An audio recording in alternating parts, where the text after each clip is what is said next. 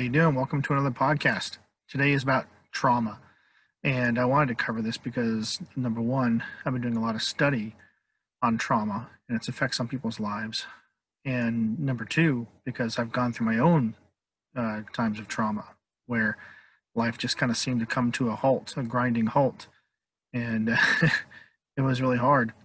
So I want to cover that for the good of those listening and for the good of those around you. There's a lot of things I'm hoping you'll get out of this that you have to take and touch base with those around you who have undergone a traumatic event or tragedy, violence of some nature, and you'll be able to help them out. I'm still studying a lot on this and I'm still finding out more. I am by no means an expert on this. Uh, those of you that know me, I don't have any full degrees in psychology or on therapy, although I have a good amount of collegiate work in it. I'm still not by any means an expert. So I'm going through this on layman's terms, but I want you to consider it and consider what I have to say. So first off, what is the effects of trauma on people? What do we mean by trauma? First off, by trauma, we mean a traumatic event in somebody's life. They cope with a loss. Usually it's greater than just any normal loss. I mean, we're talking about the loss of a dear loved one, or they have a violence perpetrated upon them. It can be a violent act. They've been shot. They've been raped. They've been beaten. Something terrible has happened.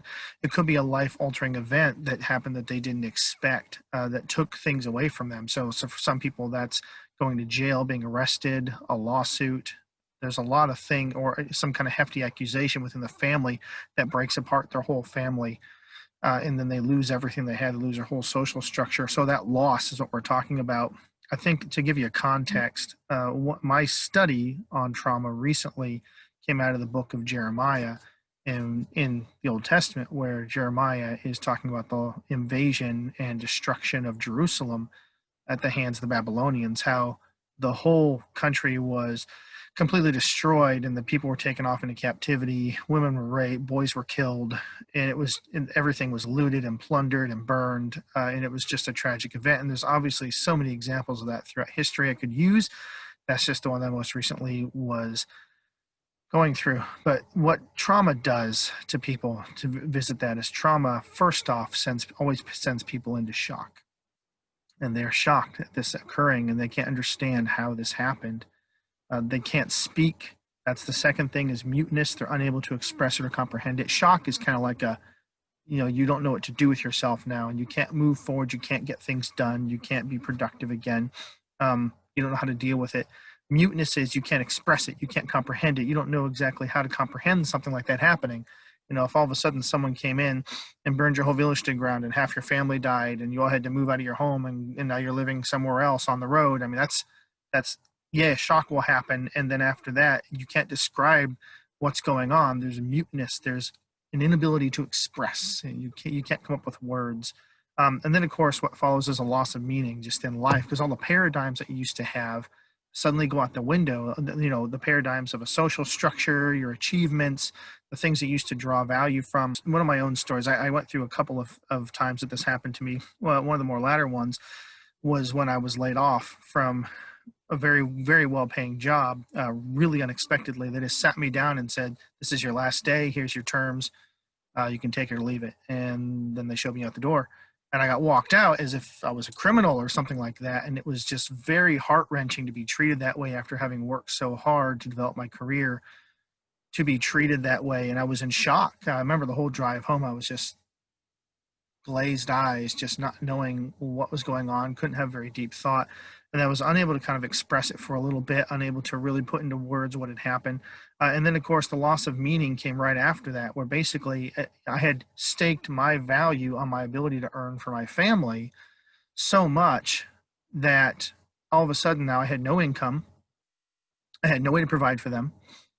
I had lost all meaning and purpose and value. I had pretty much assumed the value for my family was my ability to take care of them, provide for them. And now, of course, that is lost. I have no way to provide for them. I have no job. I have no income. And so everything was lost for a moment, and I had no way to recover from that. And then, of course, I think the next thing is that happens is you start getting twisted ideas of people and about God. And the recent study that I went into didn't necessarily, which was a great book by about Jeremiah by Kathleen O'Connor, which is a great book. Kathleen O'Connor doesn't necessarily go into this. Some of this she doesn't quite go into, but the twisted idea of people and others is very important. I think it does happen, and I experienced it, where basically you start trying to justify and explain what happened, but your thoughts at this period of time, when you're still going through these stages, are not adequate and they're twisted. And so for every person that wasn't validating what I was going through and calling me up, because surprisingly, I guess I thought when I went through something like this, more people would call me up and say, "Hey, we're so sorry that happened to you." I guess when I got laid off, it wasn't as big a deal as when I lost my brother. That was another time that I went through a traumatic event that kind of changed a lot of things. And I was actually shocked that more people didn't call. And a lot of people probably didn't call at the time. I'm sure more people didn't call and see how I was doing just because they hadn't related to me for a while, or they just didn't know how to relate to me or what to say to me. Maybe they thought about calling, but they had no idea what they were going to say, and so they didn't want to say something stupid because people are just always afraid to say something stupid. But of course, at the time, I had some very, very bad thoughts. Everyone that's not calling me, they must not care about me because they're not validating how I feel. They're not trying to help me. So you get twisted ideas about people, and then of course twisted ideas about God. Like God obviously doesn't care. God obviously doesn't have his eye on this. God obviously isn't concerned. And those thoughts creep in, and so you feel like anytime people experience tragedy, that's one of the first things that they feel like is God obviously isn't putting things together, because tragedy goes against the whole goal of creation. So when that gets busted, we feel like either God's lost control or God doesn't care. God's not involved. And then, of course, that leads to a loss of faith when we lose faith in God, because and that just naturally comes when you go through pain or trauma. When you're hurt, your thoughts go to yourself, and they kind of as a defense survival mechanism, they look for blame, and you can't. It's sometimes you blame yourself, but a lot of people do blame themselves in trauma situations. But you start blaming, which I did after I got laid off. I absolutely blame myself after I laid off. That's how I started coping with it. I started blaming myself. But you can blame God and feel like God's the issue and God's the problem. So you start to lose your faith just naturally. It just doesn't seem like things aren't going as well. A lot of people start losing that faith.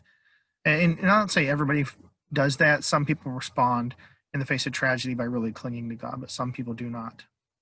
But there is a clear path of restoration, and that's what I want to go through, because those are the things that people experience and the things that they lose and what happens to them.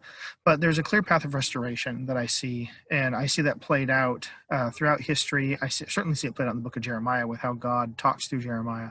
One of the things is a need to see value in life again and a reason to continue. So one of the first things God does in Jeremiah is starts telling Israel that he wants Israel back. He still loves them. They are his children. Jerusalem, Zion, Judah is his wife. He wants to bring her back into a covenant with him. And we have to see a need for value in life again. So when you're numb and you're in shock and you're mute and you can't describe things and you're trying to come out of it, you need to see the value in things again. It's really helpful. Like depression, one of the things about depression is, to me, depression, I feel like, is just a prolonged state of trauma that you're not recovering from. Basically, it's somebody in a state of trauma that has not recovered from trauma. So when you're depressed, one of the things that's helpful is when people come and they start giving you material and physical things to help lure you back into life again. So when I was depressed, one of the most valuable things somebody could do was scratch my back, or just give me something good to eat, or just tell me some kind words. Those were all things that would help me recover. And other people would need that too when they're at a moment of weakness. They need people to kind of help them. It's almost like just offer you something sweet to get your senses activated again, to realize there's something worth living for. It may seem silly because all the most valuable things worth living for are not material things, but they can be a guide to help pick you back up again. And then you start realizing these relationships I still have are worth living for. My family are still worth living for. And some people pick that up pretty quick, and some people it takes a long time. But they need that. You need to have that. And then, of course, confrontation. You have to be able to confront what it is, the event itself. And this is where symbols help, because most people, they aren't just able to relive. In fact, there's traumatic events and memories that pop up and they haunt them, and they don't want to remember what happened to them. But what symbols do is they put it into a form they can understand, that's not a direct image of what they went through. And so they're able to understand that in a different sense. So like in Jeremiah, obviously the symbol that God uses is the broken family, because the Israelites are asking, why is this happening? How is this happening? And he basically uses the Judah is his wife, his bride, and all the children of Israel are the people. And basically there's a divorce because of Judah's unfaithfulness, and so they can kind of see what's happened and why everything's going on, and how he also uses Shiloh as an example, because Shiloh is a sacred site where that was a center of cultural identity that was already destroyed earlier. And yet, even after Shiloh was destroyed, worship carried on, and the people were still the people, and there was still an understanding of who they were, and God was still there, and he was still in control. So that symbol helped them sort of slowly see, slowly deal with what was going on, but in a safe context. Those are just two kind of examples of this. Sometimes watching a film can be helpful, or something like that occurs. Hearing someone else's story is a great way, a great symbol for people in order to deal and confront with what they dealt with. And then, of course, 3 is acceptance. They have to accept that this actually happened, and they have to accept all the possible reasons why, and just accept that it occurred, and accept where they are, and that their paradigm has shifted. The value system that they used to sit on may have shifted. Life may have shifted. Lots of things have shifted, and they have to come to terms with that. And of course, there has to be conditions for moving forward, is number 4.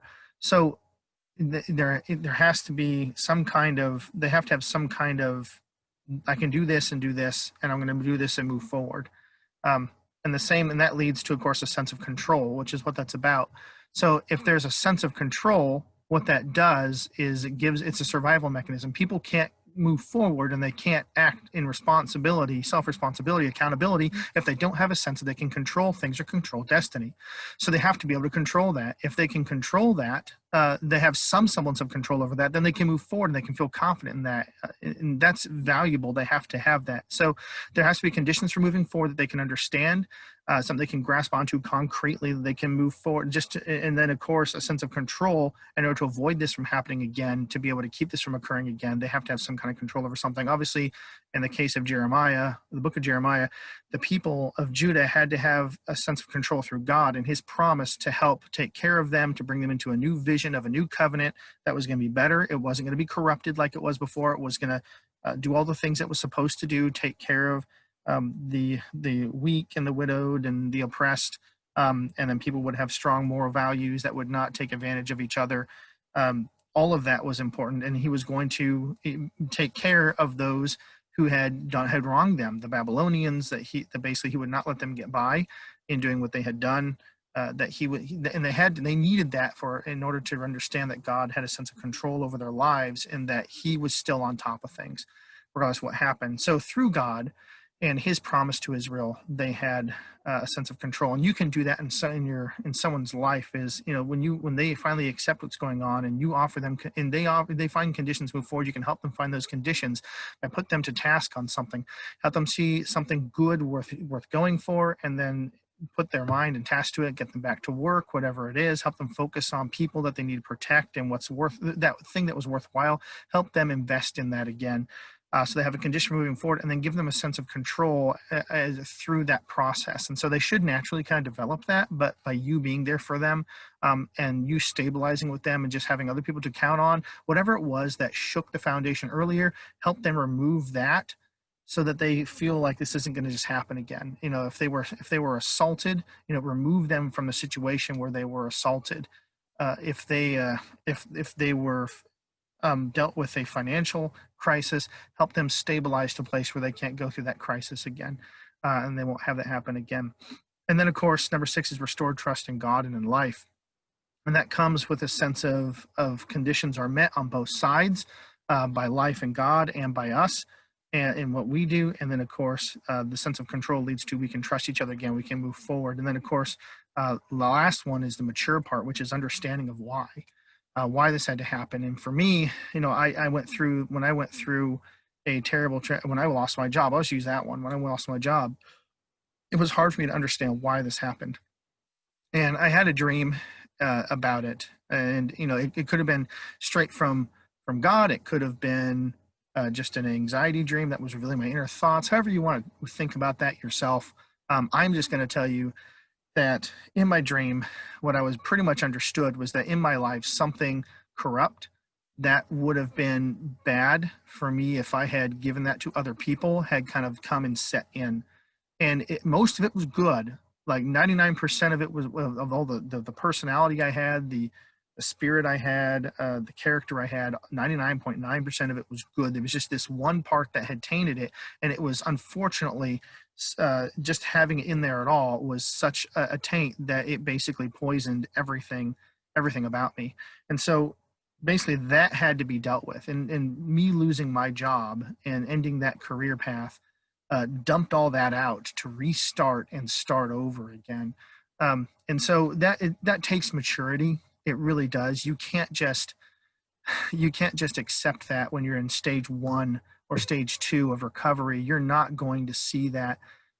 It's only in the latter stages, when you finally get through the other side, that you can, after you've dealt with it emotionally, that your mind and your heart can accept maybe the reason why. Because in the moment you're like, that's stupid, that's not worth this, what I'm going through. And what I'm going through now, I'm feeling it. But after you get to the side, you can understand it, and now you have knowledge and understanding and wisdom. That's the source of wisdom right there, that you can use to help others, and you can use to make sense of what occurred, and help others not have it happen to them, and help or help them recover too when they have it happen. And just you're gaining a greater appreciation of life. There's just so much there. I can't even unpack it, honestly. The importance of symbolism is crazy, and I want to focus on that. And I'm going to kind of go through a couple of symbols here of tragic events and kind of explore those with you and talk about them. So this is a symbol. It's a picture. And in the modern era, pictures have become symbols. And a symbol is basically something that of course, something that represents something else. Like I told you about the Jerusalem, the broken marriage, the temple situation like that. In this, you have a picture representing the Civil War. And just think about what this symbol says to you. What does this relay? It relays the tragedy, the human loss. It relays just, we often think about wars as it's this ideology versus this ideology, and they come clashing. But a war isn't just ideologies being fought over, is people. And each one of those bodies laying in the field is a real human life that was ended that day on that battlefield, a story that was ended that day on that battlefield. And the tragedy should encompass us. And of course, depending on what tragedy you dealt with in your life, this could be a symbol for you to understand that, and to see what actually happened and occurred, and actually begin to process it better, so that you can actually get through it. Here's another symbol, and this one is very powerful for a lot of other people. This is the Twin Towers. In fact, even up to 2 or 3 years after 9/11, there were people that just could not stand to see this image. They would ask it to be taken down because it meant so much to them. But there's a lot roped up into this image of these two buildings at this point, because it not only represents an event, it's begun to represent a character of a people, at least for Americans. And this is obviously catered more to an American audience. But what does this mean? Does it mean confrontation against evil? Does it mean that there's a way forward in tragedy? Does it mean that tragedy sometimes happens to wake us up and help us realize that there's a greater problem? Those types of a thing. Or is it more pointing to how we react, and maybe we need to react differently than what we conventionally do to tragedy, because sometimes we can react poorly to tragedy as well. So those are all great things coming from different angles and different sides. That's another symbol, and you'll see this symbol displayed in different places, in different ways, and in different art and pieces in order to convey that message. Here's another symbol. This one's a lot older than either of those last two. So what you have is the yin and the yang. The yin and the yang represents two pushing and pulling forces. One builds up and one destroys. One is night, one is day. positive, negative. There's a whole lot of different aspects to this. It can't even, and that's the thing about it, symbols can have so much more depth, and this symbol has an incredible amount of depth. And I like this version because it actually has a dragon and a phoenix in it. The dragon, the mythological serpent that destroys, and the phoenix, the mythological bird that raises up life out of the ashes. And the two just continue in this cycle of destruction and rehabilitation, which life seems to follow. And from a Christian tradition, there isn't a cycle of samsara or anything like that. However, the cycle of God tearing down and building up, building towards perfection, towards flourishing with God, is a theme constant in the scripture. It's just not represented quite in the yin and the yang, because the yin and the yang obviously is a sustaining thing. So it doesn't necessarily build towards something. It's just a never-ending cycle. But you have this picture which relays so many thoughts, concepts, so much history, everything into one image. And so this is another symbol that can help people kind of understand what they're going through. And maybe life, sometimes things get torn down, but new things come from the ashes of that and get rebuilt. All right, then this image right here. So this is another powerful image that has so many different concepts, and people have faith in this image, and people see this image and it says so many things. And I should be careful what I say about faith in this image. I mean, there's faith in what it represents, but people look at this image and it relays concepts, it relays a story, it relays events, and it also can be personal for people. It relays their own life of dying to themselves and then resurrecting and coming back. And living a new life. And that's exactly what this picture tells. It tells of redemption, it tells of restoration, it tells of salvation from the clutches of death and despair. There's a lot behind this picture and this symbol as well. And this symbol obviously gets carried everywhere, and it's used in many different facets. So it can mean different things to different people, but it's a symbol that carries the message together and helps people understand what it is and that they're going through, and the possibility of new life and who's in control. All of that is rolled up into this. So I want to go back and revisit Jeremiah really quick, because it's such a powerful book when you actually look at it. And Jeremiah uses the symbol of the broken family. He uses that to help Israel understand what has happened, and also give them a structure with which to think about how this can come back together and be restored. He also uses the temple because it was the place of their worship. He talks about how the temple worship was corrupted, and that was their identity, was their relationship with God was in the temple. And when that was broken, when that was corrupted, the relationship was broken, which was something unique to the Hebrews and to Israel in comparison to all other religions at the time, was that they were based off the gods have needs, and we fulfill the gods' needs, so for tit for tat, they'll take care of us.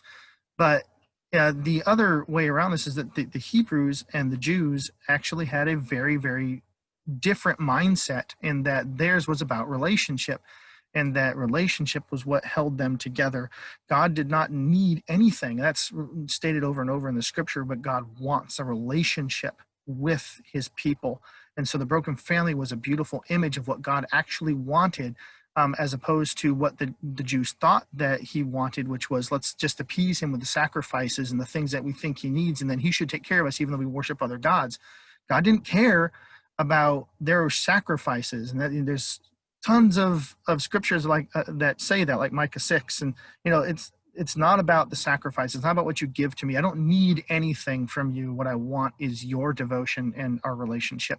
And so that's the image that he gave them. It was a beautiful, perfect image to help them understand piece by piece how to move forward. And the great thing about symbols is that when you start out in your journey, symbols are very shallow. They don't say as much. They have a word image that can be profound, but it doesn't go very deep, but it does affect you. But as you get further along in your recovery process and your maturity, they evolve and they get deeper, and there's more meaning in them. So that's the power of symbols in recovery. And I think symbols, helping somebody recover may be helping them find the right symbol, help, really delve deep and figure out a symbol that actually brings them out of their place of distraught and despair, their collapse, and helps them see how they can pull themselves back together again. Anyway, I hope you guys really enjoyed that. It's just a lot of thoughts I've been having about trauma and tragedy and overcoming that, and then recovery. But there's a lot there in the power of symbols. Take that, share it with somebody else. Maybe that'll help you. And once again, I'm not an expert. This wasn't a step-by-step on how to guide somebody out of trauma and into recovery, but it's some powerful thoughts, and it can help you next time when you're dealing with somebody who needs help doing that. Thank you all. Love you lots. Thanks for watching the channel and for being a part of it. I really appreciate that. You all just have a wonderful day.